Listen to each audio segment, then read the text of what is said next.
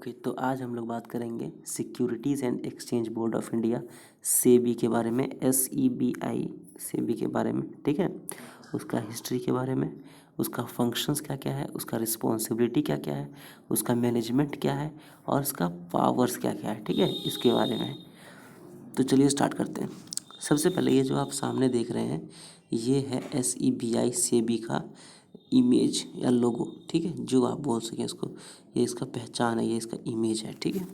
अब हम लोग अगर बात करें कि SEBI सेबी होता क्या है, ठीक है, तो सबसे पहले SEBI का फुल फॉर्म होता है securities and exchange board of India, ठीक है। The securities and exchange board of India वो क्या करता है, तो वो रेगुलेटर है, वो रेगुलेट करता है, वो चलाता है, वो देखता है कि कैसे काम हो, ठीक है। वो रेगुलेट करता है, किस चीज़ को रेगुलेट करता है, तो सिक्योरिटीज़ एंड कमोडिटी मार्केट को, ठीक है। सिक्योरिटीज़ एंड कमोडिटी मार्केट को, जो कि इंडियन गवर्नमेंट के द्वारा ओन किया गया हो, मतलब खरीदा गया हो। अब सिक्योरिटी एंड कमोडिटी मार्केट क्या होता है, तो ऐसा मार्केट जहाँ पर सिक्योरिटीज़ मतलब पैसे का जो सिक्योरिटी है उसका मसला हो, और कमोडिटी मतलब जो सामान हो उसका लेन देन का मसला हो, वो सारे चीज़ जो इंडिया में होते हैं उसको रेगुलेट करता है कौन, securities and exchange board of India. अब ये जो मार्केट है इसको ओन कौन करता है, खरीदता कौन है, या ये किसके अंडर आता है, तो ये इंडियन गवर्नमेंट के अंडर आता है, ठीक है। चलिए अब आगे बात करें तो फॉर्मेशन, तो securities and exchange board of India का फॉर्मेशन कब हुआ था, ये कब फॉर्म हुआ था, तो 12 अप्रैल 1992 को, ठीक है, मतलब आज से करीबन 28-29 साल पहले, ठीक है। इसका जुरिस्डिक्शन क्या है, तो इसका जुरिस्डिक्शन है गवर्नमेंट ऑफ इंडिया, मतलब कि गवर्नमेंट ऑफ इंडिया के अंडर ही इसका जुरिस्डिक्शन आता है। ये न्याय क्षेत्र इसका, जो इसका न्याय करने का औकात है, जो इसका न्याय क्षेत्र है, वो जो न्याय का अधिकार है वो कहाँ है, जो गवर्नमेंट ऑफ इंडिया में, ठीक है। इसका हेड क्वार्टर कहाँ है, तो इसका हेड क्वार्टर है मुंबई, महाराष्ट्र में। और इसका अगर वेबसाइट का बात करें, जहाँ पर आपको अगर ज़्यादा जानकारी चाहिए तो आप इसका वेबसाइट पे जाके चेक कर सकते हैं। इसका वेबसाइट है www.sebi.gov.in, ठीक है। तो ये तो कुछ बेसिक इन्फॉर्मेशन है, ठीक है। इसके आगे अगर इसका हिस्ट्री के बारे में बात करें तो SEBI SEBI securities and exchange board of India सबसे पहले कब इस्टेब्लिश हुआ था, कब बना था, 1988 को, ठीक है। ये शुरू में जब पहले जो बना था तो ये एक नॉन स्टैट्यूटरी बॉडी था। अब नॉन स्टैट्यूटरी बॉडी क्या होता है, मतलब नॉर्मल एक गवर्नमेंट ऑफ इंडिया के द्वारा एक बॉडी बना दिया गया, एक ऑर्गेनाइजेशन बना दिया गया जिसका नाम दिया गया SEBI। वो किस लिए बनाया गया, तो उसको बोला गया कि आप जो है सिक्योरिटीज़ मार्केट, जो जहाँ पर पैसा का लेन देन होता है, जहाँ पर बहुत ज़्यादा पैसा का चक्कर होता है, जहाँ पर जो आदमी लोग है उसको सिक्योरिटीज़ का, अपना पैसा का सिक्योरिटी का बहुत ज़्यादा टेंशन होता है, तो आप उसको रेगुलेट कीजिए, उसके लिए आप लॉ बनाइए, उसको आप कुछ से कुछ करिए, ठीक है, उसको आप अच्छा से चलाइए, इसलिए इसको बनाया गया। लेकिन फिर जो है इसको एक ऑटोनोमस बॉडी बना दिया गया, ठीक है, एक स्वतंत्र बॉडी बना गया, एक इंडिपेंडेंट बॉडी बना दिया गया। और 12 अप्रैल 1992 को सॉरी, इसको स्टैट्यूटरी बॉडी का पावर दे दिया गया।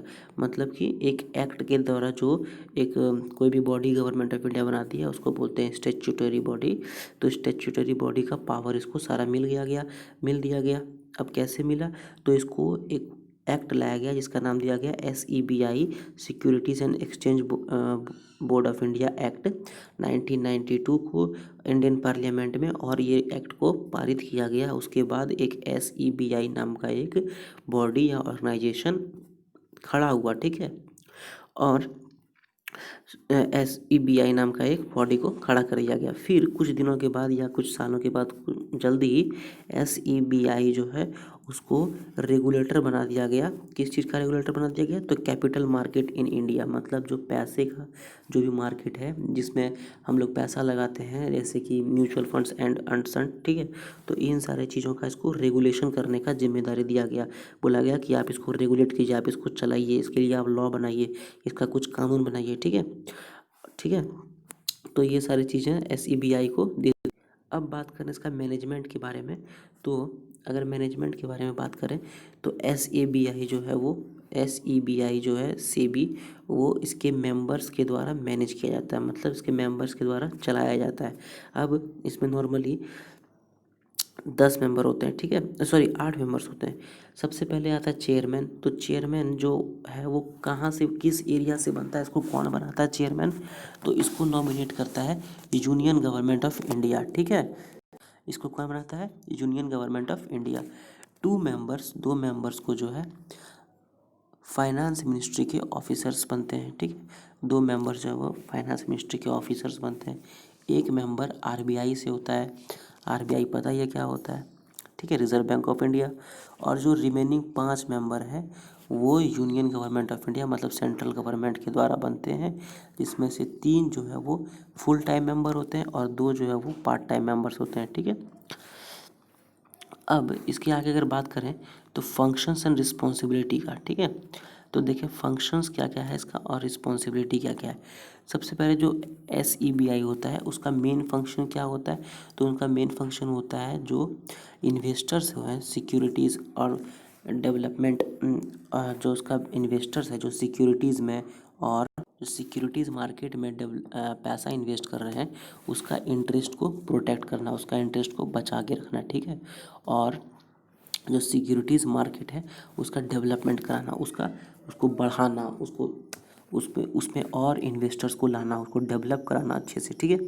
अब SEBI का 3 फंक्शन जो है वो SEBI के अंडर काम करता है, ठीक है। एक्चुअली में SEBI के अंडर 3 फंक्शंस को मिला दिया गया है, ठीक है। कौन कौन से है वो? पहला है क्वासी लेजिस्लेटिव, दूसरा है क्वासी जुडिशियल और तीसरा है क्वासी एग्जीक्यूटिव। मतलब कि ये जो है आधा लेजिस्लेचर का काम करता है, आधा जुडिशियल का काम करता है और आधा एग्जीक्यूटिव का काम करता है, मतलब तीनों अंग जो है वो इसमें मिले हुए हैं, ठीक है। ये आधा पार्लियामेंट के रूप में भी काम कर सकता है अपने एरिया में, ठीक है, मतलब से भी अपना जो सिक्योरिटीज़ का जो एरिया है उसमें आधा लेजिस्लेचर के रूप में काम कर सकता है, आधा जो है न्याय के रूप में काम कर सकता है और आधा जो है एग्जीक्यूटिव के रूप में काम कर सकता है, ठीक है।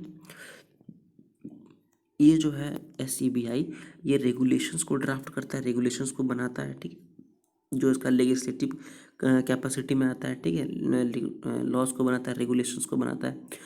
ये जो है इन्वेस्टिगेशंस करता है और इन्फोर्समेंट, मतलब जो है अपना लॉ को इन्फोर्स कर सकता है, लगा सकता है, ठीक है, किसी के ऊपर भी, जो कि इसका एग्जीक्यूटिव फंक्शन में आ जाएगा। और ये जो है वो अपने कैपेसिटी में रूलिंग्स कर सकता है और ऑर्डर्स दे सकता है, मतलब ये जो है अपना न्याय का जजमेंट कर सकता है, ठीक है। ये अपना जुडिशियल कैपेसिटी में, जो इसका जुडिशियल कैपेसिटी है। तो जैसे कि बताएं हम, क्वासी लेजिस्लेटिव हो गया। कैसे क्वासी लेजिस्लेटिव होगा कि ये जो है अपना रेगुलेशंस को ड्राफ्ट करता है, ठीक है। क्वासी जुडिशियल हो गया। कैसे क्वासी जुडिशियल हुआ कि ये जो है अपना रूलिंग को पास करता है और ऑर्डर्स को पास कर सकता है, जो कि इसका जुडिशियल कैपेसिटी में आता है।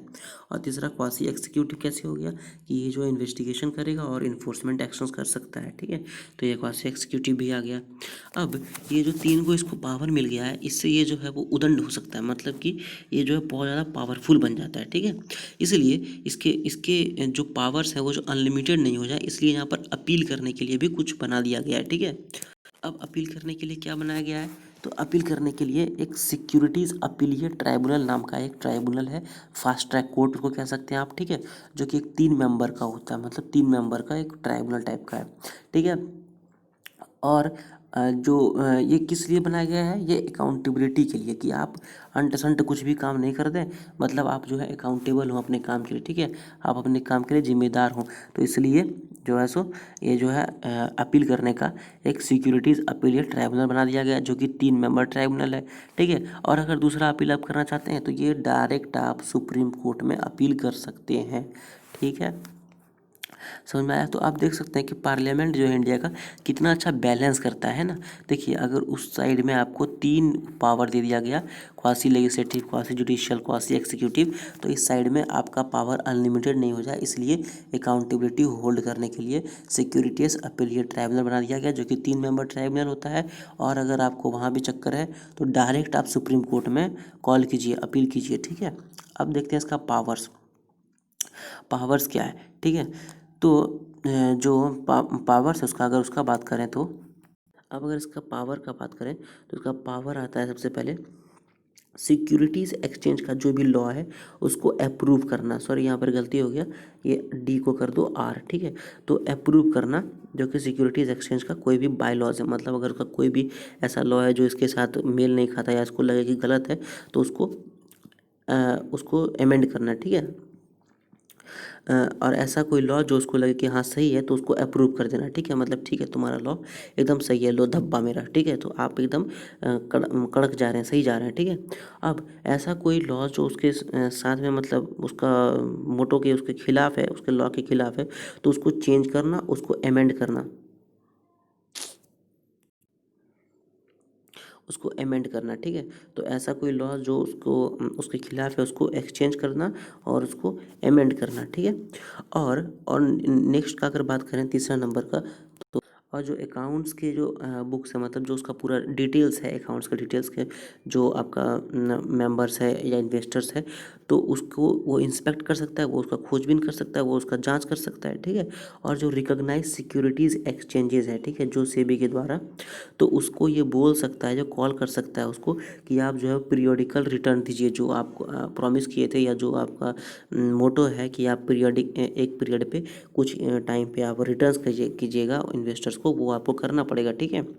उसके बाद जो फाइनेंशियल इंटरमीडियरीज है, मतलब जो बीच का आदमी होता है, जो पैसे के लेन देन में जो बीच का आदमी होता है, उसका बुक्स ऑफ अकाउंट को वो इंस्पेक्ट कर सकता है, उसका जो अकाउंट्स का जो लेन देन है वो भी वो जो है सेबी वो अपना उसको इंस्पेक्ट कर सकता है, उसका खोजबीन कर सकता है, उसके बारे में जांच कर सकता है, ठीक है। अब अगर चौथा बारे में बात करें तो वो जो है कंपनीज़ को सिक्योरिटीज़ एक्सचेंज, कुछ भी जो भी कंपनीज जिसमें इन्वेस्टर्स अपना पैसा इन्वेस्ट कर रहा है, तो उसको वो सिक्योरिटीज़ एक्सचेंज का जो है बोर्ड है, उसमें वो बोलेगा कि आप अपना कंपनीज को लिस्ट कीजिए एक या एक से अधिक सिक्योरिटीज़ एक्सचेंजेस में, ठीक है। मतलब वो उसको बोल सकता है, वो उसको ज़बरदस्ती कर सकता है, वो उसको बोल सकता है, वरना आपका हम लाइसेंस कैंसिल कर देंगे, ठीक है। तो वो उसका दिक्कत हो जाएगा, तो इसलिए वो बोलेगा कि आप एक या एक से अधिक सिक्योरिटीज़ एक्सचेंजेस में अपना कंपनी को लिस्ट कीजिए, जिससे कि इन्वेस्टर्स आपकी कंपनीज पे पैसा इन्वेस्ट कर सके, ठीक है। और आखिरी और शायद वन ऑफ द इम्पॉर्टेंट्स वन क्या है कि ये जो है सो ब्रोकर्स और सब ब्रोकर्स का रजिस्ट्रेशन करता है। अब ब्रोकर कौन होता है, तो ब्रोकर वो होता है जो आपको इन्वेस्ट कराने में मदद करे, आपको बोले कि चलिए यहाँ पर आप इन्वेस्ट कीजिए, बहुत अच्छा है, तो वो सब हो गया ब्रोकर, ठीक है। तो ब्रोकर और सब ब्रोकर जो बीच का आदमी है वो सबको रजिस्टर कराने में सेबी मदद करता है और उसका रजिस्ट्रेशन करता है, जिससे कि आदमी को समझ में आए कि ये जो है ऑथेंटिक ब्रोकर है, ठीक है, अच्छा ब्रोकर है, इसका सेबी इस पर हम भरोसा कर सकते हैं, ठीक है। तो SEBI SEBI securities exchange board of India, इसके बारे में इतना ही था, ठीक है। ये बेसिक इन्फॉर्मेशन आप अच्छे से ले लिए। अगर ये वीडियो मेरे हिसाब से अच्छा लगेगा ही तो प्लीज़ लाइक शेयर कमेंट और सब्सक्राइब भी कर दीजिए, ठीक है। और अच्छे अच्छे वीडियोस आते रहेंगे इस चैनल पे, सारे वीडियोस देखिए, आप चेंज फील कीजिएगा, ठीक है। Thank you very much.